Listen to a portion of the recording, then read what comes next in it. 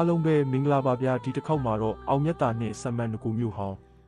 ဆိုတဲ့ဇလန်းလေးကိုတင်ဆက်ပေးသွားမှာမို့နားဆင်ပေးကြပါဦးခင်ဗျာ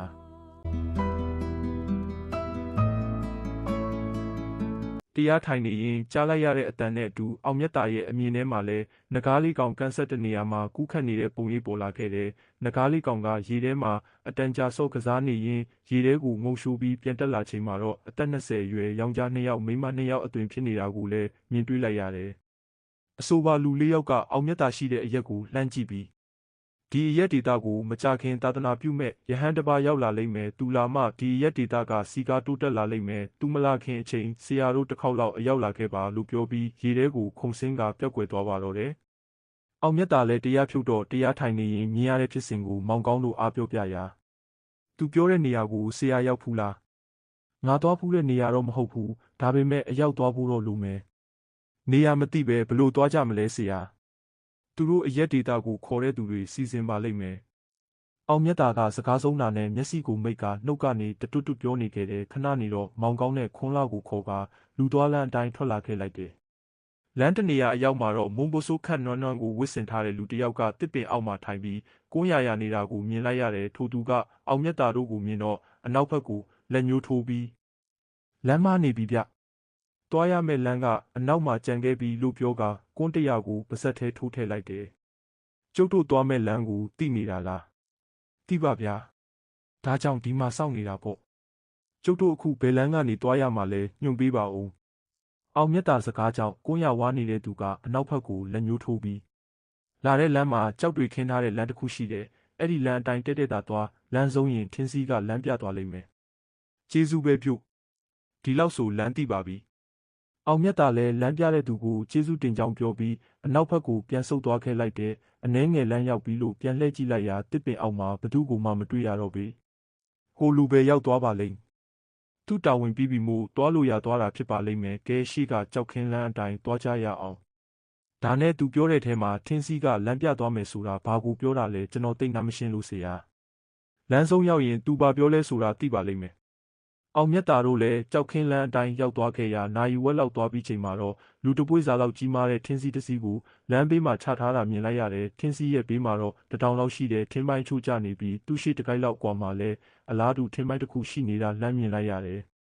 အခုကစပြီးထင်းပိုင်းတွေချထားတဲ့အတိုင်းသွားရတော့မယ်ထင်တယ်လက်ဆက်သက်တော့ထင်းစီကလမ်းပြပေးမယ်ဆိုတာဒါကိုမောင်ကောင်းကသဘောကျစွာရေရိုးလိုက်ပြီးထင်းပိုင်းတွေရှိတဲ့ဘက်ကိုဆရာဖြစ်သူနဲ့အတူထွက်သွားခဲ့ပါတော့တယ်လမ်းတစ်ယောက်မှာလည်းထင်းပိုင်းချို့ကိုလမ်းပြအမှတ်သားဖြစ်ချထားတာကိုလည်းထူးဆန်းစွာမြင်တွေ့လိုက်ရတယ်အောင်မြတ်တာတို့လည်းထင်းပိုင်းတွေချထားတဲ့လမ်းအတိုင်းဆက်သွားခဲ့ရာမိုးလူမျိုးတွေနေထိုင်တဲ့ရွာငယ်လေးတစ်ရွာကိုရောက်လာခဲ့တယ်ရွာထဲရောက်တော့ခီးသွားတွေနားဖို့စောက်ထားပေးတဲ့ဇရက်တစ်ခုပေါ်မှာအနားယူနေတဲ့အချိန်နားထဲမှာမောင်းတီးတဲ့အတန်တစ်ခုကိုကြားလိုက်ရတယ်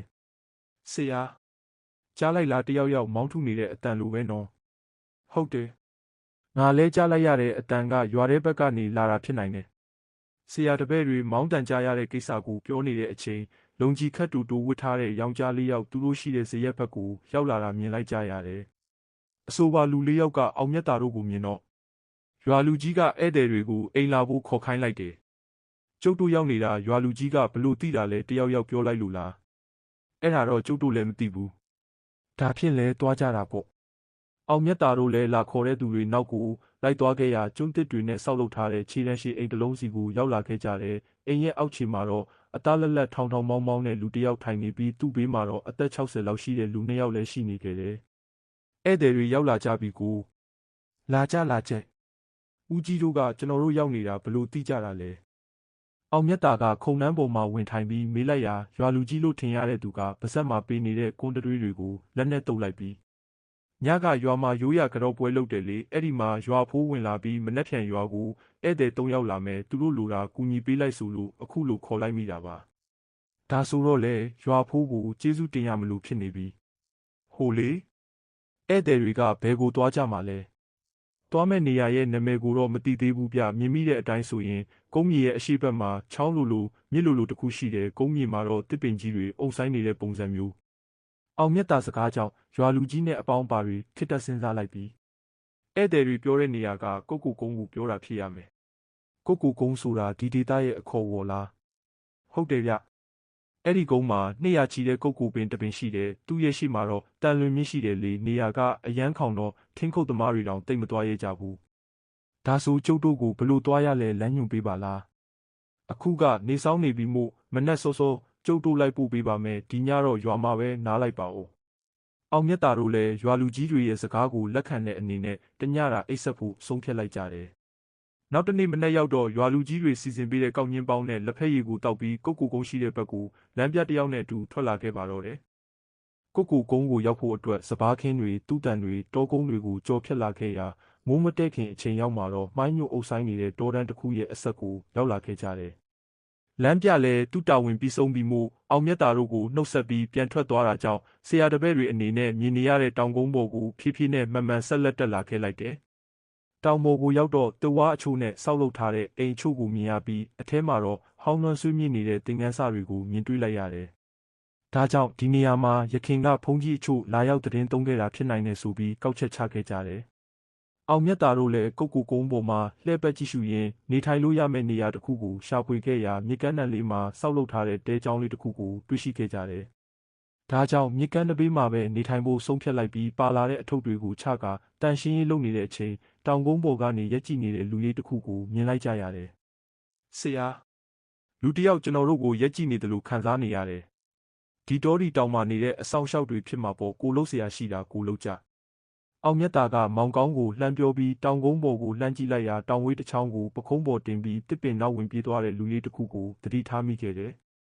ညနေဆောင်ရောက်တော့ဆရာတပည့်3ယောက်ပရိကိုစီကင်ပြီးတဲအိမ်ရှိမှာစင်ကြံရောက်နေတဲ့အချိန်ရေပြင်ကိုကြီးမားတဲ့အရာတစ်ခုနဲ့ရိုက်လိုက်တဲ့အတန်ကိုထင်ထင်ရှားရှားကြားလိုက်ရတယ်။ဆရာဘာတန်ကြီးလဲမသိဘူးအတော်ကျေတယ်နော်။ကျွန်တော်တို့ရောက်နေတာကိုမကျေနပ်လို့များလား။အဲ့လိုတော့ဖြစ်မယ်မထင်ဘူး။ဒီနေရာကငါမြင်ရတဲ့နေရာနဲ့တစ်ထပ်တည်းတူနေတာမို့ခေါ်လာတဲ့အဆောင်တွေကသူတို့ရှိကြောင်းရေပြင်ကိုရိုက်ပြတာဖြစ်မှာပါ။ပြရင်လည်းကောင်းကောင်းမွန်မွန်ပြတာမဟုတ်ဘူး။အာယုံပြက်လိုက်တာဆရာရဲ့။မောင်ကောင်းကမကျေနပ်တဲ့ဟန်နဲ့ရေရွတ်ပြီးကန်းဆက်ဖက်ကိုရောက်သွားခဲ့လိုက်တယ်။ညဦးပိုင်းရောက်တော့ရွာထဲကနေယူလာတဲ့အသီးနှံချိုးနဲ့ပိုက်ဖြိလိုက်ပြီးအလင်းရောင်ရစေရန်ထင်းချောက်တွေနဲ့မီးပုံတဖူဖိုးလိုက်ကြတယ်။မီးဖို့ရဲ့အရှိန်ကြောင့်ပတ်ဝန်းကျင်ကိုရှင်းလင်းစွာမြင်နေရပြီးတခါတလေတောအတွင်းဘက်ကနေခြေဟောက်တန်အချိုးနဲ့တောကောင်ငယ်လေးတွေရဲ့အော်မီတန်တွေထွက်ပေါ်နေခဲ့တယ်။အောင်မြတ်တာတို့လည်းမီးဖို့ရဲ့အနီးဝန်းကျင်မှာပဲအသီးသီးနေရာယူလိုက်ကြပြီးသက်ဆိုင်ရာပုဂ္ဂိုလ်တွေကိုမင်းတို့ပတိဖြုတ်တာကြပြီလားမကြသေးဘူးဆရာအတန်တစ်ခုကြားလို့လိုက်ကြည့်နေတာဘာအတန်ကြားတာလဲပြောပါဦးမိန်းကလေးတယောက်ငိုနေတဲ့အတန်လိုပဲနောက်ပြီးယောင်ကြားလေးရဲ့ငိုတန်လဲကြားရတယ်ငါလည်းမင်းတို့ပြောသလိုကြားမိတယ်အတန်ကအောက်ဖက်ကန်းနဘေးကလာနေတယ်လို့ပဲပူတီချအောင်တွားကြည့်ရမလားဆရာညနေနေပြီဆိုတော့တတိတော်ထားရမယ်လာရောင်ကူမီပြီးသွားကြရအောင်အောင်မြတ်တာတို့လည်းအတန်လာတဲ့ဘက်ကိုအာယုံခံပြီးရောက်လာခဲ့ရာကန်းနဘေးတဲပြင်းနဲ့မလန်းမကန်းနေရာကိုရောက်လာခဲ့တဲ့ကန်းနဘေးနဲ့နီးလာလေးလေးစူပူချင်းမောင်းတန်တွေကပိုကျဲလာလေးလေးဖြစ်လာခဲ့တဲ့အောင်မြတ်တာလည်းအတန်ပဲကြားပြီးအကောင်ထဲမမြင်ရတာကြောင့်တမထအာယုံကိုစူစီးပြီးကြည့်လိုက်ရာတောင်းတစောင်းထုံထားတဲ့ယောက်ျားတစ်ယောက်နဲ့သပင်တစ်ပတ်ရှူထုံထားတဲ့မိန်းကလေးတစ်ယောက်တို့ဒူးထောက်အနေထားနဲ့ထိုင်နေပြီးသူတို့ရှိမှတော့တောင်ဝေးတစ်ချောင်းကိုမြေကြီးမှာထောက်ပြီးမြည်ရက်နေတဲ့လူတစ်ယောက်ကိုမြင်လိုက်ရတယ်ဒီလူ3ယောက်ကိုနင်တို့ခေါ်လာတာမဟုတ်လားပြောစမ်းမဟုတ်ရပါဘူးရှင်ကျမတို့ခေါ်တာမဟုတ်ပါဘူးနင်တို့ကငါ့ကိုတောင်လိန်ရဲတယ်ဟုတ်လားရက်နေတဲ့သူကရုတ်တရက်ဆိုသလိုစိုက်ထားတဲ့တောင်ဝေးကိုဆွဲထုတ်လိုက်ပြီးဒူးထောက်ထိုင်နေတဲ့2ယောက်ရဲ့ကိုတိုးလိုက်ရာလက်နောက်ပြန်အနေထားနဲ့တုံနှောင်ပြီးသားဖြစ်သွားခဲ့တယ်နင်တို့ကိုငါတန်တန်မာခဲ့တဲ့ဒီနေရာကိုဘသူကိုမှမပြောပါနဲ့ဆိုတာအခုတော့လူစိမ်းတွေရောက်လာပြီးအကြီးမားဆုံးကနင်တို့ငါ့ကိုလှည့်ဖျားတာပဲဒီတော့နင်တို့ရဲ့မူလနေရာဖြစ်တဲ့ကြောက်ကူကိုပြန်ပြီးတော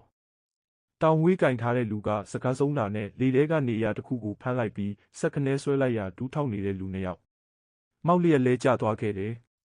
ဒီတခါတော့တစ်ပင်ခွေကနေစောင့်ကြည့်နေကြတဲ့အောင်မြတ်တာတို့အပြင်ကိုထွက်လာကကျင့်ကြံနိုင်စွမ်းကိုအသုံးပြုပြီးကြီးနိုင်ငယ်ညင်းလုံနေတဲ့သူပါလားလို့ပြောလိုက်ရာတောင်ဝေးကင်ထားတဲ့သူကထိမထင်တဲ့မျက်နှာပေးနဲ့ကြည့်ပြီးနောက်ဆုံးတော့လဲမင်းတို့ထွက်လာကြပြီပဲဘယ်နဲ့ရှိစာမောင်ဆန္ဒအခုဘာငင်းကျင်သေးလဲလို့ပြောကမြေကြီးပေါ်လဲကျနေတဲ့သူ2ဦးကိုတောင်ဝေးနဲ့အာကုံလွှဲရိုက်လိုက်ပါတော့တယ်ဒါပေမဲ့တောင်ဝေးကလဲကျနေသူ2ဦးကိုမထိပဲမိဘတွေဖွာထွက်ကဘေးကိုလွင့်ထွက်သွားခဲ့တယ်လဲကျနေသူ2ဦးလဲစုံမိတ်ထားတဲ့မျက်လုံးအစုံကိုဖွင့်ကြည့်လိုက်ရာသူတို့အပေါ်ကနေအုံမိုးထားတဲ့ဒိုင်းကာတစ်ခုကိုမြင်လိုက်ရတယ်တောက်ကိုနေရာကိုမနေတက်ကြတဲ့ကောင်တွေ တောင်ဝေးကင်ထားတဲ့ပုဂ္ဂိုလ်ကအန်တကြိတ်ကြိတ်တောက်တခတ်ခတ်လုပ်ပြီးမြေကိုဖနှောက်နဲ့ပေါက်ကမိုးပေါ်ကိုပြန်တက်သွားပါတော့တယ်။အောင်မြတ်တာတို့လည်းမြေကြီးပေါ်ကျနေတဲ့သူနှစ်ဦးကိုဆွဲထူဖို့အလုပ်မလုပ်ပါနဲ့ဆရာတို့ရဲ့ကိုကနေထွက်တဲ့ဆက်ရောင်တွေကိုကျွန်တော်တို့မခံနိုင်လို့အနားမကပ်ပါနဲ့ဦးဆရာလို့ပြောကနှစ်ယောက်သားလူလဲထလာခဲ့ကြတယ်။တင်းတို့နှစ်ယောက်ကိုကြုံမြင်ဘူးနေတယ်လို့ပဲဆရာကျွန်တော်တို့ကိုမမှတ်မိတော့ဘူးလားဆရာအာယုံထဲမှာကျွန်တော်တို့ကိုမြင်ဘူးတယ်လေအဲ့ဒီတော့မှအောင်မြတ်တာလည်းတရားထိုင်နေတဲ့အချိန်မြင်လိုက်ရတဲ့နဂါးလေးကောင်အကြောင်းကိုပြန်တွေးမိသွားခဲ့တယ်ကျုပ်မှတ်မိပြီးအဲ့ဒီတုန်းကတင်တို့က၄ယောက်မဟုတ်လားဟုတ်ပါတယ်ဆရာအကိုနဲ့အမကတိုင်နှန်းထဲမှာကြံခဲ့ပါတယ်ခုနကတွေးတဲ့သူကရောဘသူလဲသူကဘာကြောင့်တင်တို့ကိုဖမ်းဆီးနှိပ်စက်နေရတာလဲသူကဒီနေရာမှာကျင်လည်နေတဲ့ဇော်ကြီးစိုးတယောက်ပါအရင်ကတရားလာအားထုတ်ကြတဲ့ရတိရဟန်းတွေကိုလည်းမနေနိုင်အောင်လုပ်ခဲ့သေးတယ်အခုတင်တို့ကျုပ်ကိုခေါ်တဲ့အကြောင်းရင်းကဒီဇော်ကြီးစိုးကိုဆုံးမဖို့လားမဟုတ်ပါဘူးဆရာအဓိကဖြစ်ချင်တာကဒီနေရာမှာရှိခဲ့ဘူးတဲ့မြို့ဟောင်းကိုပြန်လည်ဖော်ထုတ်ပေးစေဖို့ပါပဲဒီနေရာမှာရှိတဲ့မြို့ဟောင်းရဲ့နာမည်ကဘလို့ခေါ်လဲတင်တို့ကရောမြို့ဟောင်းနဲ့ဘလို့ပတ်သက်နေတာလဲဒီနေရာမှာလွန်ခဲ့တဲ့နှစ်ပေါင်းများစွာတုန်းကစမန်နကိုဆိုတဲ့မြို့တည်ထားခဲ့ဘူးတဲ့အရန်ကိုစီကားတဲ့အချိန်ကာလတစ်ခုပေါ့အဲ့ဒီအချိန်ကျွန်တော်တို့ကမြို့တထေးကြီးရဲ့သားသမီးတွေဖြစ်ခဲ့ကြတယ်မြို့ကြီးပျက်စီးတော့ကြံခဲ့တဲ့ပစ္စည်းတွေကိုဟောဒီမြေကမ်းတနေရာမှာမြုပ်နှံခဲ့ကြတယ်ဒီအစွဲကြောင့်တေလွန်တဲ့အခါနှိမ့်ကြတဲ့အခုလိုဘဝကိုရောက်နေကြတာပဲဆရာတင်တို့ကပိုင်ဆိုင်တာတွေကိုဘသူအတွက်မှရည်စူးထားတာမရှိဘူးမဟုတ်လားဟုတ်ပါတယ်ဆရာဒါကြောင့်ကိုယ့်ရဲ့ပစ္စည်းတွေကိုကိုယ့်ဘာသာစောင့်ရှောက်နေရတဲ့ပုဂ္ဂလိကတိုက်ဆောင်တွေဖြစ်နေတာကိုမကြခင်ဒီနေရာကိုတာသနာပြုမဲ့ဆရာတော်တပားရောက်လာတော့မယ်ဆရာအဲ့ဒီဆရာတော်ကဒီမျိုးရဲ့မျိုးစားဖြစ်ခဲ့ဘူးတာကြောင့်တူလာတဲ့အခါအနေနဲ့ရရက်မှာရှိကြတဲ့ပဋ္ဌာန်းဆက်တွေကဒီနေရာကိုရောက်လာကြတော့မှဒါကြောင့်ဆရာတို့အနေနဲ့တာသနာနယ်မြေဖြစ်လာမဲ့ဒီနေရာကိုတန်ရှင်းအောင်ကူညီပေးစေချင်ပါတယ်ကျုပ်တို့ကလည်းဘာသာတာသနာအတွက်တာဝန်ယူထားတာမို့တင်တို့ရဲ့မျိုးဟောင်းကိုတန်ရှင်းစင်ကြယ်အောင်အတက်နိုင်ဆုံးဆောင်ရွက်ပေးပါမယ်တင်တို့အနေနဲ့လည်းကျုပ်မခေါ်ပဲတိုင်နှန်းထဲကနေအပြင်မထွက်ဖို့ကတိပေးပါနောက်အပြင်မထွက်တော့ဘူးလို့ကတိပေးပါတယ်ဆရာကောင်းပါပြီတင်တို့လည်းကိုယ့်နေရာကိုပြန်ကြပါတော့အောင်မြတ်တာစကားအဆုံးမှာမောင်နှမနှစ်ယောက်ကရိုသေးစွာကန်တော့ရင်းမြစ်ထဲကိုခုန်ဆင်းကပျောက်ကွယ်သွားပါတော့တယ်ဆရာခွင့်တစ်ခုတောင်းချင်လို့ရေနွေးအိုးတီနေရင်ကောက်ကငင်ကမေးလိုက်တဲ့မောင်ကောင်းစကားကြောင့်အင်းစာရွက်တွေခောက်နေတဲ့အောင်မြတ်တာကမျက်ခုံးပင့်ကကြည့်လိုက်ပြီးဘာလို့ဖို့အတွက်ခွင့်တောင်းချင်တာလဲဟိုးဇော်ကြီးဆိုတဲ့ကောင်ကိုပညာပေးချင်လို့အရန်ကြီးမလောပါနဲ့အိုးဒီနယ်မြေတစ်ခုလုံးကိုစင်ကြယ်အောင်လုပ်ဖို့ငါမှစဉ်းစားထားတာရှိပါတယ်အဲ့ဒီခါကျရင်မင်းရောခွန်းလာရောအခြားသူတွေပါဝင်ရလိမ့်မယ်အခြားသူတွေဟုတ်လားဆရာအခုတော့သာသနာဆောင်နှံမင်းတွေနဲ့တောင်ပိုင်းတွေကိုခွင့်ပန်ဖို့စီရင်စရာရှိတာစီရင်ရမယ်ဒီညတော့အေးအေးဝါးဝါအိတ်လိုက်ကြဦးမောင်ကောင်းတို့လည်းဆရာဖြစ်သူစကားကြောင့်စိတ်တက်ကြွသွားပြီးမိဘုံတွေကိုထင်းချောက်အချို့ကောက်ထဲကတဲပေါ်ကိုတက်သွားခဲ့လိုက်တယ်မနက်လင်းအားကြီးချိန်ရောက်မှာတော့တဲရှိမှာအစီရီပုံထားတဲ့အုံသီးငှက်ပြောသီးအမွှေးနံ့သားတွေကိုမြင်လိုက်ရတာကြောင့်နှစ်ယောက်လုံးအံ့ဩသွားကဆရာဒါတွေကဘလို့ရောက်လာတာလဲဒီတစ်ခေါက်လုပ်ရမယ့်ကိစ္စကအရေးကြီးတာမို့ရွာဆောင်ဖိုးကိုအကူအညီတောင်းပြီးမှလိုက်တာဒီပုံစံအတိုင်းဆိုရင်ပွဲကြီးပွဲကောင်းတွေရတော့မယ်ထင်ပါတယ်မောင်ကောင်းကသဘောကျစွာပြောပြီးကရုတ်ပွဲအတွက်လိုအပ်တဲ့ပစ္စည်းတွေကိုတဲပေါ်ယူတင်လိုက်ပါတော့တယ်အောင်မြတ်တာနဲ့မောင်ကောင်းတို့ကရုတ်ပွဲပြင်နေတဲ့အချိန်ခွန်းလာကမြေကွက်လက်တစ်ခုမှာကရုတ်ပွဲတင်စင်တစ်ခုကိုစောက်လုပ်နေခဲ့တယ်နေထန်းတစ်ဖြားလောက်ရောက်တဲ့အချိန်မှာတော့ပြင်ထားတဲ့ကနော့ပွဲတွေကိုသူ့နေရာနဲ့သူချပြီး၃ယောက်သား၅ပါးတီလာခံယူခြင်းသာသနာဆောင်နှံမင်းတွေထံခွင့်ပန်ခြင်းနဲ့အထက်ဆရာတွေထံခွင့်ပန်ခြင်းတို့ကိုဆောင်ရွက်ခဲ့ကြတယ်။အားလုံးပြီးစီးချိန်မှာတော့အောင်မြတ်တာကသုံးပြီးဆိုင်ကနော့ပွဲတစ်ပွဲကိုလက်နဲ့ထိပြီးဒီနေ့ဒီအချိန်ဒီနေရာတွင်ပြုလုပ်မိအမှုကိစ္စအတွက်ဆရာတခင်များ၏စောင့်ရှောက်မှုအောက်တွင်ရှိနေသောကျွန်ုပ်တပည့်ရင်းနှဦးအားခိတ္တခေါ်ဆောင်ခွင့်ပြုပါရန်ခွင့်တောင်းအပ်ပါသည်လို့ပြောကကနော့ပွဲကိုစင်ပေါ်ပြန်တင်လိုက်ပါတော့တယ်။အောင်မြတ်တာရဲ့နောက်မှာတော့မောင်ကောင်းနဲ့ခွန်းလာတို့ကတယောက်မျက်နှာတယောက်ကြည့်ပြီးပြိုင်တူပြုံးလိုက်ကြတယ်။ကရော့ပွဲအလုံးအပြီးချိန်မှာတော့အောင်မြတ်တာကပရိတ်ကျိုးတချို့ကိုအရှိအနောက်ကန့်လန့်ဖြတ်ထားပြီးနေရာနှစ်ပိုင်းခွဲထားလိုက်တယ်။နေရာလုတ်ပြီးပြီဆိုတာနဲ့လက်နှစ်ဖက်ကိုဆက်နှံကဤတော်ဤတောင်ဤနယ်မြေထဲတွင်မိတင်းနေထိုင်ကြကုန်သောတောဆောင်နှက်တောင်ဆောင်နှက်ရုပ်ကစိုးဘုံမစိုးနှင့်အခြားသောတိုင်နှန်းရှင်အပေါင်းတို့အား၎င်းကောင်းသောအကျင့်ကိုနှစ်သက်ကုန်သောပုဂ္ဂိုလ်အပေါင်းတို့အား၎င်းမကောင်းသောအကျင့်ကိုနှစ်သက်ကုန်သောပုဂ္ဂိုလ်အပေါင်းတို့အား၎င်းကျွန်ုပ်အောင်မြတ်တာမှကြားစေသိစေမြင်စေရန်အတိထံအပ်ပါသည်ဒါကြောင့်ကောင်းခြင်းကိုလိုလားသောပုဂ္ဂိုလ်များအနေနဲ့ကျွန်ုပ်ရဲ့နေသောအပိုင်းတွင်လာရောက်စုစည်းပေးကြပါရန်နှင့်မကောင်းမှုကိုလိုလားသောပုဂ္ဂိုလ်များ ဒါအနေနဲ့အခြားတစ်ဖက်မှာစူးစီးပေးကြပါလို့အမိန့်ပြန်ပြီးလက်ကိုရုပ်လိုက်တဲ့အချိန်မိုးသားကင်းစင်နေတဲ့ကောင်းကင်ကြီးကရုတ်တရက်ဆိုသလိုမိုးတိမ်လေးတွေတက်လာပြီးပတ်ဝန်းကျင်တစ်ခုလုံးမှောင်မဲသွားပါတော့တယ်။တစ်ချိန်တည်းမှာပဲအောင်မြတ်တာတို့ရက်နေတဲ့စီးထဲမှာကောင်းသောအကျင့်ကိုလိုလားတဲ့ပုံကိုယ်တွေတစ်ဖြက်ဖြက်နဲ့ပေါ်လာသလိုအခြားတစ်ဖက်မှာလည်းမကောင်းတဲ့အကျင့်ကိုနှစ်သက်တဲ့ပုံကိုယ်တွေပေါ်လာခဲ့တယ်။အောင်မြတ်တာလည်းကိုယ့်ဘက်မှာရောက်နေတဲ့သူတွေကိုကြည့်လိုက်ရာအိမ်မက်ထဲမှာမြင်ခဲ့တဲ့မောင်နှစ်မလေးယောက်အပြင်ကွန်းတမြုံမြုံဝါနေတဲ့ရွာဖိုးပါနေတာကိုမြင်တွေ့လိုက်ရတယ်။ဒါပေမဲ့စီးနှစ်ခုကိုရှင်လိုက်တဲ့ချိန်မှာတော့အောင်မြတ်တာတို့ဘက်မှာရှိနေတဲ့အရေးအတွက်ကပဲတည်င်းလောက်ပဲရှိပြီးအခြားတစ်ဖက်မှာရှိနေတဲ့အရေးအတွက်ကနှံတည်င်းစာလောက်ဖြစ်နေတာကိုသတိထားမိခဲ့တယ်။အဲ့ဒီအချိန်နွားနို့လိုအစင်းတလန်ရှိတဲ့အလင်းတန်းနှစ်ခုကမဲမောင်နေတဲ့ကောင်းကင်ထက်ကနေအောင်မြတ်တာရှိကိုဝေါခနဲထိုးကြလာတာကြောင့်ကြည့်လိုက်ရာတပည့်ကျော်နှစ်ယောက်ဖြစ်တဲ့တက်ခိုင်နဲ့တောက်ရတို့ဖြစ်နေခဲ့တယ်။နေကောင်းကျမ်းမာတယ်မဟုတ်လားဆရာ။တောက်ရကနဘူးပေါ်မှာပြန့်ကျဲနေတဲ့စပင်စကူလက်နဲ့ဆွဲဖယ်ရင်မေးလိုက်တာကြောင့်အောင်မြတ်တာကပြုံးလိုက်ပြီးခေါင်းငင်းပြလိုက်တယ်။မောင်ကောင်းနဲ့ခွန်လာတို့ကလည်းတက်ခိုင်နဲ့တောက်ရတို့ကိုမြင်တော့ရှေ့ကိုတိုးလာပြီးမစုံတာကြပြီးနော်ဆရာသမားနှစ်ယောက်ကမဟာမြိုင်ထဲမှာပဲနေလို့ထင်တယ်အရင်ထက်ပိုနုလာတယ်လို့ပဲငါတို့ကယုံနုပေမဲ့ဟိုဘက်စီးကကောင်တွေကတော့ရုပ်ဆိုးလိုက်တာကွာတောက်ရစကားကြောင့်မောင်ကောင်းသဘောကျစွာရေးပြီးလွယ်အိတ်ထဲကနေအင်းဆွဲကညစ်တံကိုဆွဲထုတ်ကအသင့်အနေထားရက်နေခဲ့လိုက်တယ်မျက်နှာချင်းဆိုင်မှာရက်နေတဲ့သူတွေကိုတော့အနီရောင်ဝတ်ကိုဝတ်ဆင်ထားပြီးသပင်ကိုဖားလျားချထားတဲ့ပုဂ္ဂိုလ်တစ်ယောက်ဥဆောင်ကသူ့အနောက်မှာတော့ဇော်ကြီးနှစ်ပါးရုပ်ကစိုးနှစ်ပါးအပြင်အခြားဆိုးသွန်းတဲ့အသွင်ပြင်ရှိတဲ့မြေဖုတ်ပီလူအစိမ့်တရေတပတ်တွေကကြမ်းကြုတ်တဲ့မျက်နှာထားတွေနဲ့ရက်နေခဲ့ကြတယ်။ဆရာဒီကောင်တွေကိုဘာလုပ်ရမလဲ။အားလုံးကိုမှတ်လောက်အောင်စုံမပြီးဂိုင်းအောက်နှက်တွေစီပိုးရမှာပေါ့။ဒါဖြင့်ကျွန်တော်အရင်စပြီနော်။တက်ခိုင်ကစကားဆုံးတာနဲ့စီးအပြင်ကိုထွက်ကအခြားဘက်ကိုခက်တီတီဝင်သွားခဲ့လိုက်တယ်။အခြားစီးမှရှိတဲ့သူတွေကလည်းကြောက်မက်ဖွယ်ကောင်းတဲ့အတန်တွေဖြူကာတက်ခိုင်ကိုရန်ပြူဖို့တိုးဝင်လာခဲ့ကြတယ်။ဒါပေမဲ့အနားရောက်ဖို့တလန်လောက်လိုမှာပဲခန္ဓာကိုယ်ထဲကနေအင်းဆောင်ဆေးဆောင်ပုဂ္ဂိုလ်တွေကပိုက်ကွန်နဲ့လှန်တံကိုကင်ပြီးခုန်ထွက်လာခဲ့ကြတယ်။အဲ့ဒီနောက်မှာတော့အောင်မြတ်တာမောင်ကောင်းခွန်လာတောက်ရတို့ရဲ့အဆောင်တွေလည်းစီးအပြင်ကိုထွက်လာကတစ်ဖက်ပုဂ္ဂိုလ်တွေကိုဖမ်းဆီးဖို့ကြိုးစားခဲ့ကြတယ်။တိုက်ပွဲကထင်ထားတာထက်ပိုပြီးပြင်းထန်ခဲ့တယ်လို့အနီရောင်ဝတ်ကိုဝတ်ဆင်ထားတဲ့သူရဲ့လက်ချက်နဲ့ဂိုင်းဆောင်တွေလွတ်ထွက်သွားတာကိုလည်းမြင်တွေ့လိုက်ရတယ်။တကယ်တော့ဒီတိုက်ပွဲကအင်းတော်ကြီးဂိုင်းရဲ့အဆောင်တွေနဲ့မြို့ဟောင်းပရဝင်ထဲမှာရှိတဲ့မကောင်းတဲ့ပုဂ္ဂိုလ်တွေတိုက်ကြတဲ့ပွဲတစ်ခုဖြစ်လာခဲ့တယ်။မန်သွေးအော်ဟစ်တန်ကျင်းဝါတန်မန်မဲတန်တွေကတောတခွင်လုံးပြန့်နှံ့သွားခဲ့တယ်လို့ပိုက်ကုံထဲမှာမိနေတဲ့ပုဂ္ဂိုလ်တွေရဲ့ဆဲရီတိုင်းထွာတန်ကလည်းနေရာအနှံ့ကနေထွက်ပေါ်လာခဲ့တယ်။ဆန်ရှည်ပုဂ္ဂိုလ်ဦးဆောင်တဲ့အဖွဲ့ကအောင်မြတ်တာတို့ကိုဝိုင်းပြီးတိုက်နေပေမဲ့အင်းဆောင်တွေရဲ့လက်ချက်နဲ့ပဲသူ့လူတွေတဖြုတ်ဖြုတ်ပြောက်ကွယ်နေတာကိုမြင်လိုက်ရတာကြောင့်အနှဲငယ်တုံးလုံးစားပြူလာခဲ့တယ်။ဘာကြောင့်လဲဆိုတော့အင်းဆောင်တွေကတယောက်လဲကြာရင်သူ့နေရာမှာနောက်ထပ်နှစ်ယောက်ပေါ်လာတာကြောင့်ပဲ။မောင်ကောင်းနဲ့ခွန်လာကတော့သူတို့ဘေးနားမှာဝန်းရံထားတဲ့အင်းဆောင်ကိုင်းဆောင်တွေကိုအမိတ်ပေးရင်းဇော်ကြီးနှစ်ပါးနားကိုတဖြည်းဖြည်းတိုးကပ်လာခဲ့ကြတယ်။ခွန်လာအဲ့ဒီကောင်ကိုမိရင်မခေါ်သွားနဲ့ဦးငါလုံးเสียရှိသေးတယ်။မောင်ကောင်းကခွန်လာကိုလှမ်းအောင်ပြောရင်းသူကိုယ်တိုင်လဲဂိုင်းဆောင်တွေနဲ့ပညာပြိုင်နေတဲ့ဇော်ကြီးကိုဖမ်းဖို့ရှေ့တိုးသွားခဲ့တယ်။ဟိမောင်ဇော်ကြီးမင်းစွမ်းတာအကုန်ပဲလားငါရဲ့ရှင်းမြောက်စမအစွမ်းလေးမြည်ကြည့်ဦးလို့ပြောကအသွားရှိခုပါတဲ့စမကိုလက်နဲ့ချောင်းနဲ့ညှက်ပြီးပစ်ထည့်လိုက်တယ်။ရှင်းမြောက်စမကလေထဲမှာပင်ငွေရောင်ဓာတ်ဆက်တွေဖြစ်ပြောင်းသွားပြီးတရွှွှွှမိကပြန်ထွက်သွားခဲ့တယ်။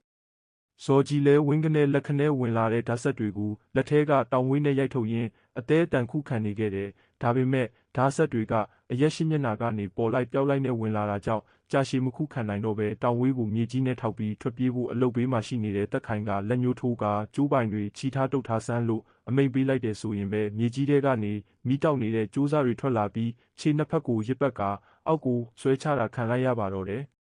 မြေကြီးပေါ်ရောက်တာနဲ့မိတောက်နေတဲ့ကျိုးတွေကနွယ်ပင်တွေလိုထွက်လာပြီးခန္ဓာကိုယ်တစ်ခုလုံးကိုခတ်တင်းတင်းရစ်ပတ်ချုပ်နှောင်ထားလိုက်ကြတယ်။အောင်မြတ်တာကလည်းဆန်ရှည်ပုဂ္ဂိုလ်ရဲ့ရှေ့မှာရက်ပြီးပြစ်လို့သမျှဆက်တွေကိုညာလက်နဲ့ဆွဲယူကသူ့လူတွေဘက်ကိုပြန်ပစ်နေခဲ့တယ်။ကိုပညာနဲ့ကိုလူတွေအလဲလဲအကွဲကွဲဖြစ်နေတာမြင်တဲ့ဆန်ရှည်လဲစပင်ကိုရှေ့ချပြီးခန္ဓာကိုယ်ကိုကျုပ်လိုက်ရာတင်းခွေချက်တကောင်ဖြစ်ပြောင်းသွားပြီးတော်တဲ့ကိုလိမ့်ချကထွက်ပြေးဖို့ကြိုးစားခဲ့တယ်။ဒါကိုရိပ်မိတဲ့အောင်မြတ်တာကလေးကွက်အင်းကိုလက်ဝါးပေါ်ရိုက်ပြီးအပေါ်ကနေဆွဲချလိုက်ရာချင်းဆိုတဲ့အတန်နဲ့အတူစမခရာတွေနဲ့ဖွဲ့စည်းထားတဲ့တန်လောင်အိမ်တစ်ခုတင်းခွေချက်အပေါ်ကိုတက်မတ်စွာကျလာခဲ့တယ်။အင်းဆောင်ကိုင်းဆောင်တွေကလည်းဖမ်းမိသမျှပုံကိုယ်တွေကိုငါးကောက်တဲ့သူတွေပချုပ်ထဲပြစ်ထည့်တယ်လို့တဆွဆွနဲ့ကောက်ထည့်နေခဲ့ကြတယ်။မောင်ကောင်းတဲ့ခွန်လာကတော့မြေကြီးပေါ်ချုံနှောင်ခံထားရတဲ့ဇော်ကြီးနှစ်ပါးကိုထိုင်ကြည့်ရင် ဒီကောင်တွေကဖိုဝင်သားလှုပ်လို့ရလောက်မယ်ထင်တယ်နော်ဒီဖိုဝင်သားကိုစားတဲ့သူကကောင်းတဲ့ဘက်ရောက်မှာမဟုတ်ဘူးဟိုရနှစ်ယောက်သားမထိတထိပြောလိုက်ခေါင်းကိုတောင်ဝေးနဲ့ခောက်လိုက်လုံနေခဲ့ကြတယ်ဒါကိုမြင်တဲ့အောင်မြတ်သားကမောင်ကောင်းခွန်းလာလို့ခေါ်လိုက်တော့မှနှစ်ယောက်သားတဟဲဟဲရေရင်ထလာခဲ့ကြတယ်ဒါတောင်မောင်ကောင်းကသွားခါနီးခြေထောက်ကိုတစ်ချက်ကန်သွားခဲ့လိုက်သေးတယ်မောင်ကောင်းတို့ထွက်သွားတာနဲ့အတင်းဆောင်နေကြတဲ့ဂိုင်းဆောင်တွေကဇော်ကြီးနှစ်ပါးရဲ့နံကိုချုပ်ကဖမ်းခေါ်သွားပါတော့တယ်အဓိကဥဆောင်သူတွေကိုဖမ်းဆီးပြီးချိန်မှာတော့ကြံတဲ့သူတွေမနေရတော့ပဲခြေဦးတဲ့ရာကိုထွက်ပြေးသွားခဲ့ကြတယ်ဒီတခါတော့အောင်မြတ်တာကသူ့အနောက်မှာရှိနေကြတဲ့ပုံကိုယ်တွေပတ်လှည့်ပြီးထွက်ပြေးသွားတဲ့သူတွေကိုဖမ်းဖို့တင်တို့ကိုတာဝန်ပေးလိုက်ပြီးကိုနီးကိုဟန်နဲ့လှုပ်ကြတော့လို့ပြောလိုက်ပါတော့တယ်တိုက်ပွဲပြီးဆုံးချိန်မှာတော့တိမ်လိပ်တွေဖုံးအုပ်နေတဲ့ကောင်းကင်ကြီးကပြန်လဲကြည်လင်လာပြီးပတ်ဝန်းကျင်ကလည်းအရင်လိုပြန်ဖြစ်လာခဲ့တယ်တက်ခိုင်တဲ့တောက်ရကတော့ဆရာဖြစ်သူအနာကိုလာပြီးကျွန်တော်တို့ကိုတကူးတကခွင့်တောင်းပြီးခေါ်တာဒီကိစ္စကြောင့်လားဆရာမင်းတို့ကဘလို့ထင်ကြလို့လဲဆရာရဲ့အစွမ်းနဲ့ဒီထက်ပိုကြမ်းတမ်းရက်ဆက်တဲ့သူတွေကိုအနိုင်ယူခဲ့တာလေဒီကိစ္စမှာလည်းကျွန်တော်တို့မပါပဲဆရာတို့အကောင်းဆုံးထိန်းချုပ်နိုင်မှသိပါတယ်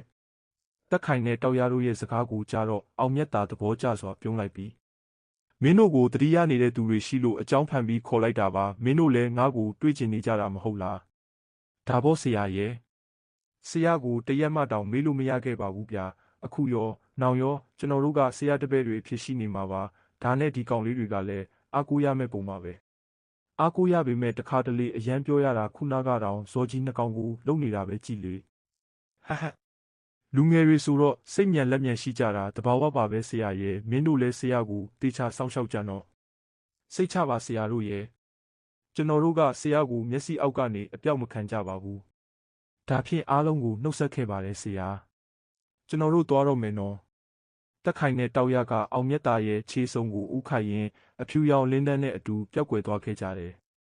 အောင်မြတ်တာတို့လည်းတောတောင်တွင်းမှာရှိတဲ့မကောင်းတဲ့ပုံကိုယ်တွေကိုစုံမပြီးတဲ့နောက်မှာတော့မိမိတို့နေခဲ့တဲ့တဲချောင်းလေးကိုအရင်ထက်ပုံမခိုင်မာအောင်ပြန်လည်မုန်းမှန်ပေးခဲ့ကြတယ်အောင်မြတ်တာတို့ကိုကုန်းအရက်ကနေပြန်လည်ထွက်ခွာတဲ့နေ့မှာပဲတပိတ်တလုံးသင်္ကန်းသုံးထဲသာပါတဲ့ရဟန်းတပါဒီအရက်ဒေတာကိုရောက်ရှိလာခဲ့တယ်ဆရာတော်အနေနဲ့လူသူမရှိတဲ့တောကြီးမြက်မဲထဲမှာတပါးတဲ့တရားကျင့်ကြံအားထုတ်ရင်းသာသနာပြုလုပ်ငန်းတွေဆောင်ရွက်ခဲ့ရာယခုအခါမှာတော့ဇေဒီပထိုးတွေကြောင်းကန်စရက်တွေအမြောက်များပေါ်ထွက်လာပြီးတပါးတဲ့တရားလာခြင်းနဲ့ဆရာတော်ကိုလည်းစံမန်နကိုဆရာတော်လို့အများသူနာကခေါ်ဆိုခဲ့ကြပါတော့တယ်။အောင်မြတ်တာတို့အနေနဲ့ဓမ္မနကိုမြို့ဟောင်းတီနေရာကနေထွက်လာပြီးနောက်ပိုင်းမှာတော့တန်ဃာလုပ်ငန်းနဲ့အသက်မွေးဝမ်းကြောင်းပြုတဲ့ရွာလေးတစ်ရွာစီကိုရောက်လာခဲ့ကြတယ်။တန်ဃာရွာဆိုတဲ့အတိုင်းဖျားတရားဆိုတာဘာမှမသိနေ့စဉ်နေ့တိုင်းအကုသိုလ်အလုံးနဲ့သာအချိန်ကုန်နေကြတဲ့သူတွေဖို့တာမန်မဟုတ်တဲ့ဖြစ်ရပ်တွေနဲ့ကြုံတွေ့လာတဲ့အခါဘလို့ရင်ဆိုင်ကြမလဲအောင်မြတ်တာတို့ကရောရွာသားတွေလက်ခံယုံကြည်လာအောင်ဘလို့မျိုးကုထုံးတွေ